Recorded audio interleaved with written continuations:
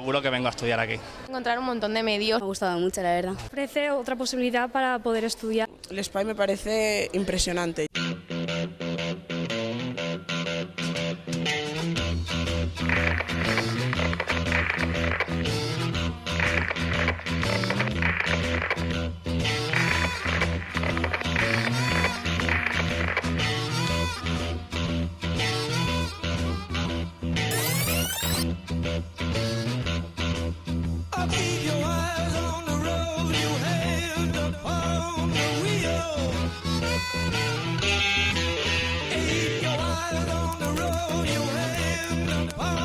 Están vuestros nombres a la entrada del SPY.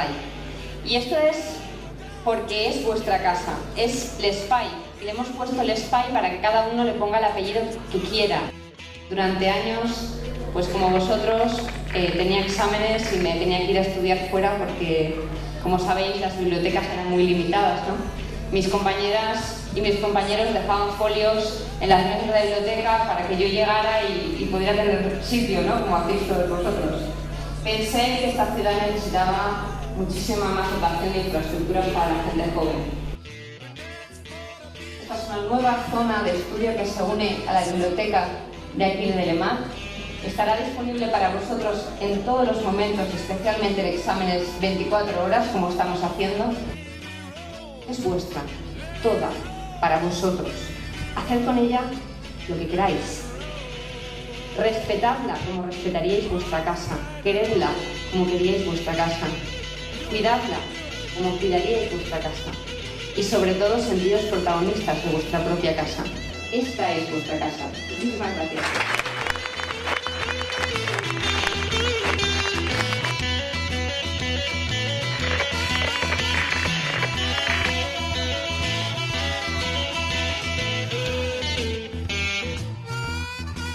Estupendo porque en épocas de exámenes la biblioteca a veces se llena y no hay espacio para estudiar, y esto ofrece otra posibilidad para poder estudiar, y además también tienes ordenadores y todo que a veces escasea. Todo muy moderno, me ha impresionado sobre todo las salas de ordenadores, las pantallas táctiles. Yo creo que sí, porque nunca ha habido esto aquí en Torrente y creo que es un sitio donde sí que puede causar sensación. Chao.